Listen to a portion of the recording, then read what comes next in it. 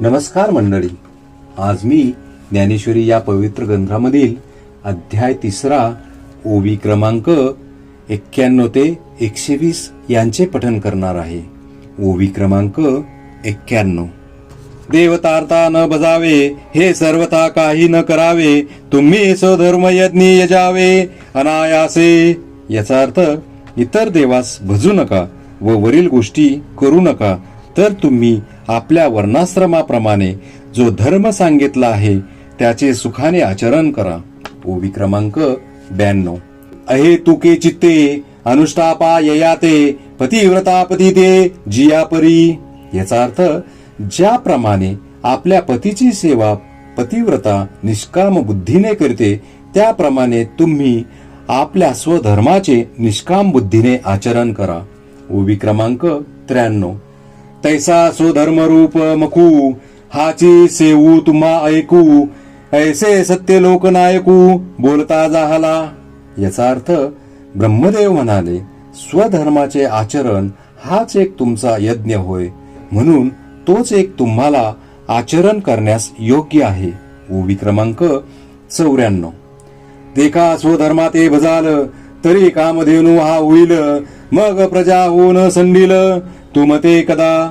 याचा अर्थ, जन हो, असे पहा की तुम्ही जर स्वधर्माने वागाल तर तो कामधेनूसारखा फलद्रूप होऊन तुम्हाला कधीही अंतर देणार नाही.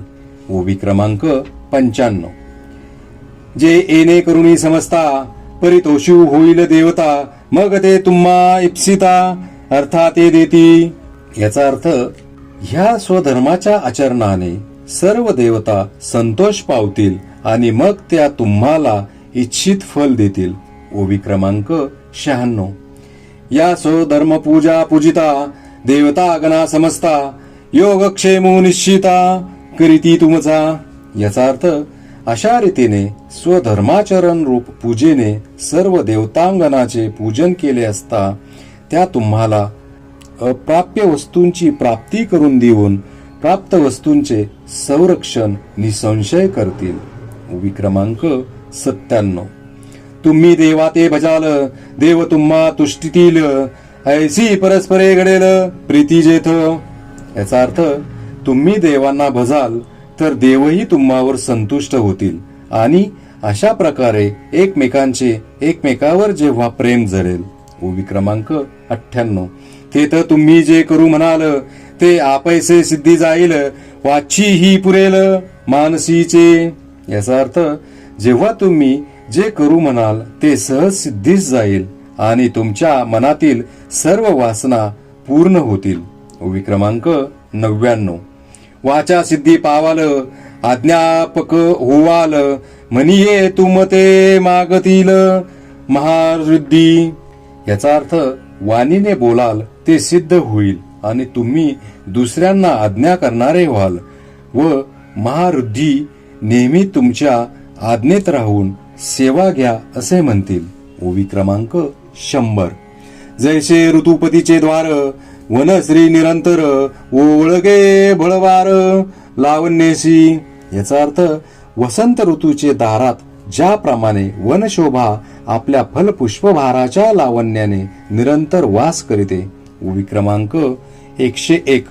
तैसे सर्व सुखे सहित, देवची मूर्तिमंत, येईल देखा काढत तुम्हा पाठी. याचा अर्थ, त्याचप्रमाणे तुम्ही जेथे असाल तेथे सर्व सुखासह मूर्तिमंत देवच तुमचा शोध घेत येईल. ओवी क्रमांक 102. ऐसे समस्त भोग भरित, होआल तुम्ही अनार्थ, जरी स्वधर्मे निरत वर्ताल बापा. याचा अर्थ, बाबांनो, जर तुम्ही एक निष्ठेने स्वधर्माचे आचरण कराल तर तुम्ही ऐश्वर्ययुक्त होऊन तुम्हाला कसलीही इच्छा राहणार नाही. ओवी क्रमांक 103. का झाली या सकळ संपदा, तो अनुसरेले इंद्रिय मदा, लुब्ध होऊन या स्वादा विषयांची या. याचा अर्थ, सर्व संपत्ती प्राप्त झाली असता विषय सेवनाच्या गोडीला लंपट होऊन इंद्रियांच्या स्वैरवर्तनास अनुमोदन देईल. ओवी क्रमांक 104. तिही यज्ञ भाविकी सुरी, जे हे संपत्ती दिदली पुरी, तया स्वधर्मी सर्वेश्वरी न भजेल जो. याचा अर्थ, यज्ञाने संतुष्ट झालेल्या देवांनी जी ही आपल्यास पूर्ण संमती दिली आहे, त्या संपत्तीने व स्वधर्माचरणाने जो ईश्वरास भजणार नाही. उभी क्रमांक 105. अग्निमुखी हवन न करील देवता पूजन, प्राप्त वेळे भोजन ब्राह्मणाचे. याचा अर्थ, जो अग्नीत आहुती देणार नाही, देवता पूजन करणार नाही, यथाकाली ब्राह्मणास भोजन घालणार नाही. ओबी क्रमांक 106. विमुख होईल गुरुभक्ती, आदर न करील अतिथी, संतोषेने दिल ज्ञाती आपुलिये. याचा अर्थ, अथवा गुरुभक्तीला जो कंटाळेल, अतिथींचा आदर सत्कार करणार नाही व आपल्या जातीस संतोष देणार नाही. ओबी क्रमांक 107. ऐसा स्वधर्मू क्रिया रहितू, आथिलेपणे प्रमत्तू, केवळ भोगासक्तू होईल जो. याचा अर्थ, असा जो स्वधर्माचे आचरण न करणारा, श्रीमंतीचा ज्याला ताठा भरला आहे आणि जो केवळ विषयासक्त झाला आहे. ओवी क्रमांक 108. तया मग अपावो थोर आहे, जेने ते हातीचे सकळ जाये, देखा प्राप्त ही न लाहे भोग भोगू. याचा अर्थ, त्याच्यावर मोठी संकटे येतात, त्या योगाने जवळ असलेले ऐश्वर्य नाहीसे होते आणि असलेले भोग सुद्धा भोगवत नाहीत. ओवी क्रमांक 109. जैसे गतायुषी शरीरी, चैतन्य वासू न करी, का निदेवाच्या घरी न राहे लक्ष्मी. याचा अर्थ, ज्याप्रमाणे आयुष्य संपलेल्या शरीरात जीव राहत नाही किंवा करंट्याचे घरी लक्ष्मी राहत नाही.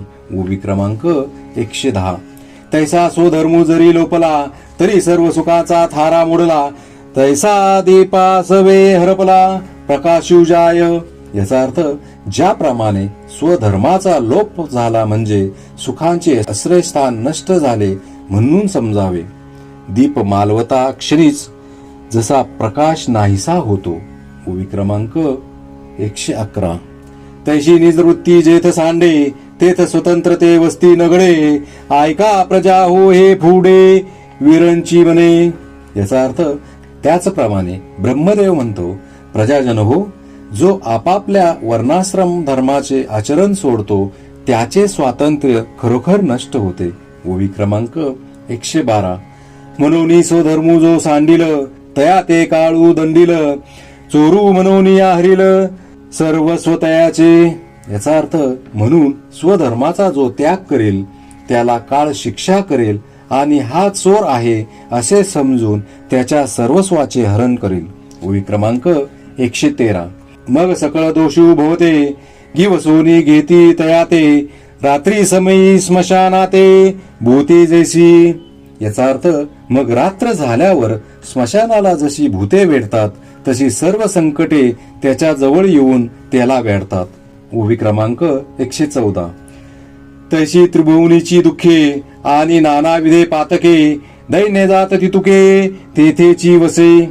याचा अर्थ, तसेच त्रिभुवनातील सर्व दुःखे आणि हजारो प्रकारची पातके आणि झाडून सर्व दारिद्र्य ही त्याचे ठिकाणी वास करतात.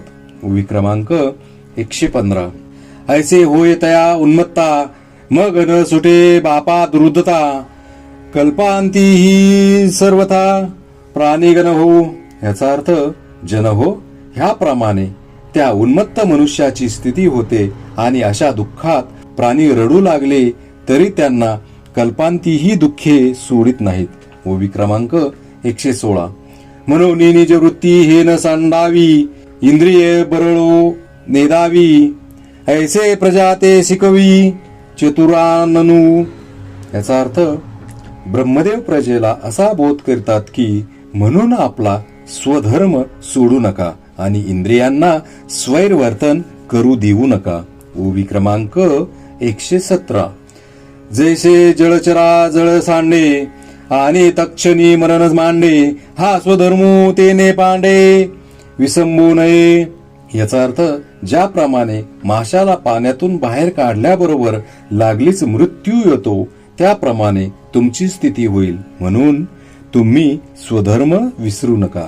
ओवी क्रमांक 118. म्हणून तुम्ही समजती आपुला लिया कर्मी उचिती निरत व्हावे पुढत पुढती मनीपत असे.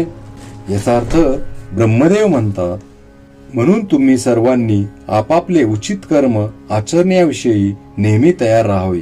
ओवी क्रमांक 119. देखाविहित क्रियाविधी निर्हेतुका बुद्धी जो असतीये समृद्धी विनियोगू करी.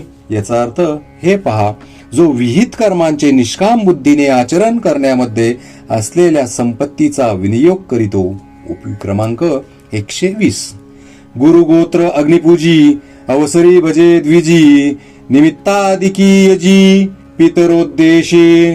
याचा अर्थ आपले गुरु आप्त व अग्नी यांची पूजा करीतो आणि यथाकाली ब्राह्मणाची सेवा करीतो व आपल्या पितरांच्या उद्देशाने जो पूर्वकाळी त्यांचे पूजन करीतो. श्री संत ज्ञानेश्वर महाराज की जय.